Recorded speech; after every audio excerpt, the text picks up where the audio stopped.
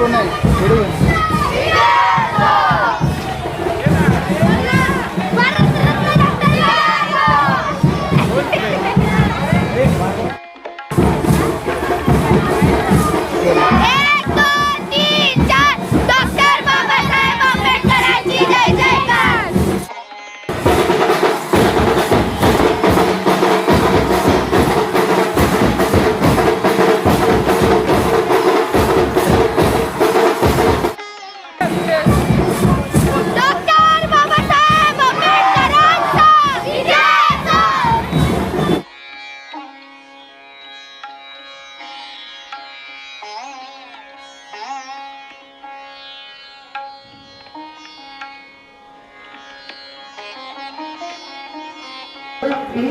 भीमजयंती आजच्या या उत्साहपूर्ण वातावरणामध्ये या ठिकाणी उपस्थित सर्वांचे मी सर्वप्रथम शाळेच्या वतीने स्वागत करते.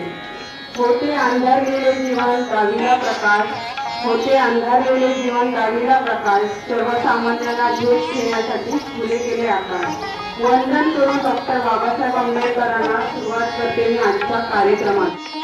साहेबांची शान लिहिले त्यांनी भारताचे संविधान, अशी बाबासाहेबांची शान लिहिले त्यांनी भारताचे संविधान. सूर्याप्रमाणे तेज दिसणारे व्यासपीठ, चंद्राप्रमाणे शीतल छाया देणारे माझे प्रिय गुरुजन आणि चांदण्यांप्रमाणे चमकणारे माझे प्रिय मित्र मैत्रिणींनो, सर्वांना माझा नमस्कार. माझे नाव संस्कृती अमित लवांडे. मी आज आपणासमोर डॉक्टर बाबासाहेब आंबेडकर यांच्याविषयी बोलणार आहे. डॉक्टर बाबासाहेब आंबेडकर हे एक महान नेते होते. त्यांचा जन्म 14 एप्रिल 1891 रोजी मध्य प्रदेशातील महू येथे झाला. त्यांचे पूर्ण नाव डॉक्टर बाबासाहेब आंबेडकर असे होते. त्यांच्या वडिलांचे नाव रामजी आंबेडकर असे होते.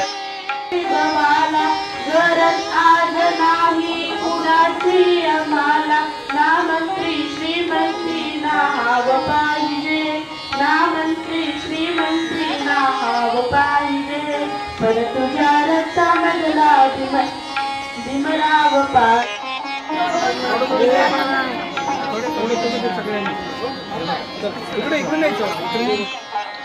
योगदान त्यांनी दिलेलं होतं, त्या योगदानाला आज स्मरण करण्याचा त्यांचा आज दिवस. त्यांच्या त्या योगदानाला प्रेरणा मानून त्याच्याप्रमाणे आपण आपले विचार, आपले आचार आपण व्यक्त करण्याचा आजचा हा दिवस. डॉक्टर बाबासाहेब आंबेडकर यांना त्यांच्या जयंतीनिमित्त विनम्र अभिवादन करते. आज आपला हा शोधेगाणी कार्यक्रम, तसा हा कार्यक्रम म्हटला तर कर्तव्य म्हणूनच आपण करायचं असतं.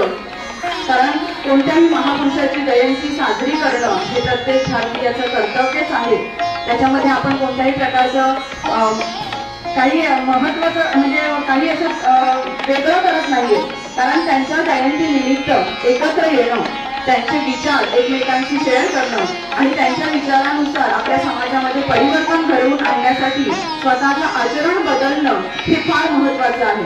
आणि जर तसं झालं तरच यापुढे डॉक्टर बाबासाहेब आंबेडकरांसारखेच अनेक नेते या समाजामध्ये घडत जातील. कारण शालेय जीवनामध्ये जर हे संस्कार आपल्यामध्ये रुजले तरच आपण आपल्या आयुष्यामध्ये पुढे जाऊन समाजासाठी काहीतरी करण्याचं आपण ठरवू शकतो. आणि ही प्रेरणा देण्यासाठी, ही प्रेरणा मिळवण्यासाठी असे हे कार्यक्रम, जयंती उत्सव आपल्या शाळेमध्ये साजरे होत असतात. मुलांनी त्या कार्यक्रमाचं महत्त्व समजून घ्यायचं आहे. आपला कार्यक्रम ठरला म्हणजे रेशीम खेळायचं, भाषण द्यायचं हे नाहीये, हे त्याचा उद्देश नाहीये. तर त्यामागचा उद्देश हाच आहे की त्यांच्या प्रेरणेतून, त्यांच्या समाज जीवनातील त्यांच्या ज्या काही गोष्टी आपल्यासमोर सादर होतात या कार्यक्रमाच्या निमित्ताने, त्या निमित्ताने आपण आपल्या जीवनामध्ये कसे आमूलाग्र बदल घडवून आणायचा आहे.